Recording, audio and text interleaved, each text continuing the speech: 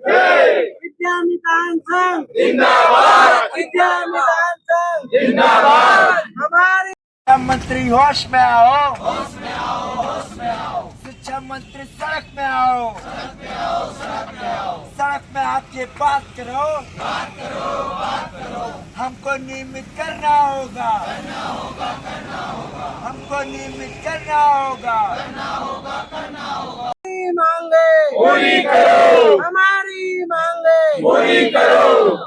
आवाज दो, आवाज जमूर हल्ला बोल, हल्ला बोल, हल्ला बोल। चाली पीट के हल्ला बोल, हल्ला बोल, हल्ला बोल। बोल जमूर हल्ला बोल। कमेटी बनाकर इनको नियमित किया जाएगा, किंतु आज 2.5 वर्ष बीत जाने के बाद भी सरकार अभी तक किसी प्रकार की संज्ञान नहीं ले रही है। और हमारे घुटनों के बल बैठकर भी देखा, एक पैर पर खड़े होकर भी देखा, काली पट्टी बांधकर भी देखी और पीठ से दर्द लिखकर भी देखा।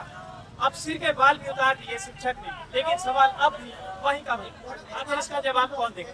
नमस्कार, मैं हूं अभिषेक दुबे और आप देख रहे हैं आईना सच का 24। इस समय हम मौजूद हैं दुर्ग के उस धरना स्थल पर जहां आज हड़ताल का 12वां दिन है और एक शिक्षक जो यहाँ पर अपना सर मुड़वाने को तैयार है। क्या शिक्षक को अपनी पीड़ा दिखाने के लिए यह रास्ता चुनना पड़ रहा है? या यह सिर्फ नौकरी की लड़ाई है, या फिर यह सम्मान और अस्तित्व की भी लड़ाई है? या सिर्फ कुछ लोग नहीं बैठे हैं, यहाँ बैठे हैं हजारों परिवार के सपने। यहाँ बैठे हैं वो लोग जिन्होंने वर्षों तक स्कूल में अपने बच्चों को पढ़ाया। तो चलिए अब बात करते हैं सीधे इन अतिथि शिक्षकों से और समझने का प्रयास करते हैं कि आखिर ऐसा क्या हुआ कि कलम और चौक से लिखने वाले शिक्षक को आज उस तरह अपने सर पर चलाना पड़ रहा है और अपने बालों का त्याग करना पड़ रहा है इस दुर्ग के रोड पर। चलिए हम बात करते हैं सीधे यहाँ के अतिथि शिक्षकों से। हल्ला बोल, हल्ला बोल, हल्ला बोल। देश के लिए हल्ला बोल, हल्ला बोल, हल्ला बोल। आप देख सकते हैं यहाँ पर मुंडन करवाया जा रहा है अतिथि शिक्षकों के द्वारा। आप इस मुंडन को क्यों करवा रहे हैं, बताने का प्रयास करेंगे। जी, हम लोग राज्य अतिथि शिक्षक है सर, जो कि पूरे छत्तीसगढ़ में कार्यरत है। और हम लोग सरकार की जो वादा खिलाफी है उनसे काफी परेशान हैं। जहां भी जाते हैं हमको केवल और केवल आश्वासन मिलता है, जबकि मोदी की गारंटी में भी शामिल था कि विद्यामितान अतिथि शिक्षकों का 100 दिन में कमेटी बनाकर इनको नियमित किया जाएगा। किंतु आज 2.5 वर्ष बीत जाने के बाद भी सरकार अभी तक किसी प्रकार की संज्ञान नहीं ले रही है। और हमारे जो वर्तमान में शिक्षा मंत्री है माननीय गजेंद्र यादव जी जब विधायक थे तो उन्होंने भी लेटर में अपने अनुशंसा पत्र में लिख के दिया था कि हम आपको संविलियन करेंगे। और उन्होंने शिक्षा सचिव और मुख्यमंत्री को भी पत्र प्रेषित किया था कि इनकी मांगे जायज है, संविलियन इनको किया जाए, क्योंकि ये ऐसे बीहड़ क्षेत्रों में कार्य कर रहे हैं जहां पे रेगुलर शिक्षक जाना नहीं चाहते। जैसे मैं बीजापुर से हूं, जो कि छत्तीसगढ़ का अंतिम छोर घोर नक्सलाइट एरिया से आता है, जहां पे स्कूलें जो है एकल शिक्षक ही है, जहाँ पे शिक्षकों का बहुत ही अभाव है, जहाँ पे रेगुलर शिक्षक जाना नहीं चाहते हैं दहशत के कारण। और जो नक्सलियों ने आत्मसमर्पण किया है वो पुलिसों के दबाव में नहीं किया, वो शिक्षक की कलम की पावर है कि हमने बच्चों को समझाया कि आप अपने घरों में जाके सिखाओ कि सरकार जो है आपके लिए सजग है और आपके लिए बहुत सारी नई नई योजनाएं लाएगी, बहुत सारे स्कूलें खोलेगी। ऐसे हमने बच्चों को समझाया, तो लोगों को जागरूक किया, तो जिसके कारण से नक्सलियों ने आज आत्मसमर्पण किए।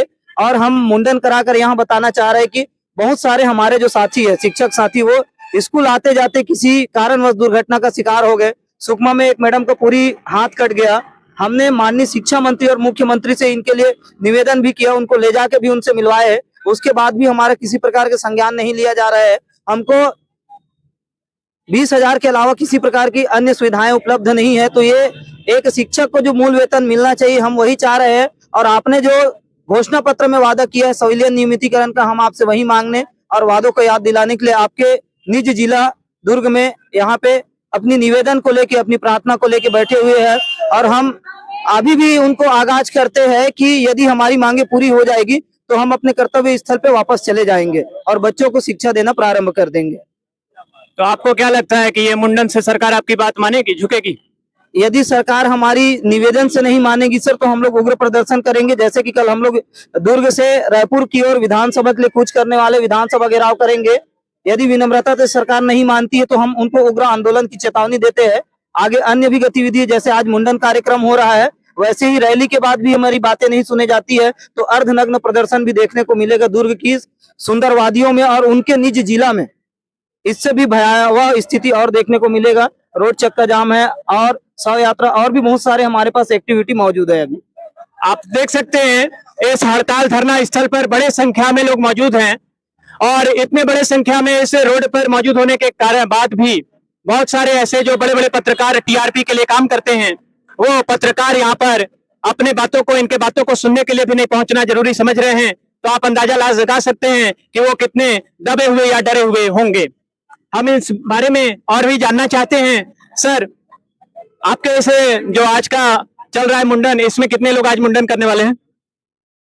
इसमें आज सभी जिलों से आए हुए अतिथि शिक्षक साथी लगभग 7 लोग मुंडन का कार्यक्रम करवा रहे हैं और अपनी मांगों को सरकार तक पहुंचाने का पूर्ण प्रयास कर रहे हैं, लेकिन सरकार हमारी मांगों को बिल्कुल अनदेखा कर रही है। हम मुंडन कराकर मुंडन के माध्यम से सरकार तक अपनी बातों को पहुंचाने का पूरा प्रयास कर रहे हैं और सरकार से निवेदन कर रहे हैं कि हमारी मांगों को सुने, हमारे लिए, हमारे अतिथि शिक्षक साथियों के लिए संविलियन का सौगात दे, ताकि हम बच्चे का भविष्य संवार सके, स्कूलों में लौट सकें।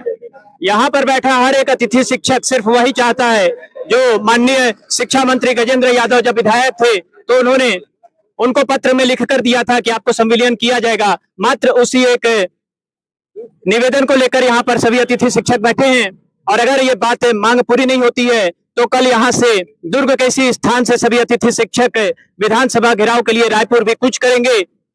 चलिए देखते हैं अब इस मामले को देखकर शिक्षा मंत्री गजेंद्र यादव और बीजेपी सरकार जो है वो क्या निर्णय लेती है। अगर निर्णय नहीं आता है तो भी आईना सच का 24 लगातार ग्राउंड रिपोर्टिंग यही इसी जगह पर बैठकर लगातार करेगा और आपको दिखाएगा आईना इस पूरे आंदोलन का कि क्या है अतिथि शिक्षकों की स्थिति वर्तमान समय में। फिर मिलेंगे, तब तक के लिए धन्यवाद।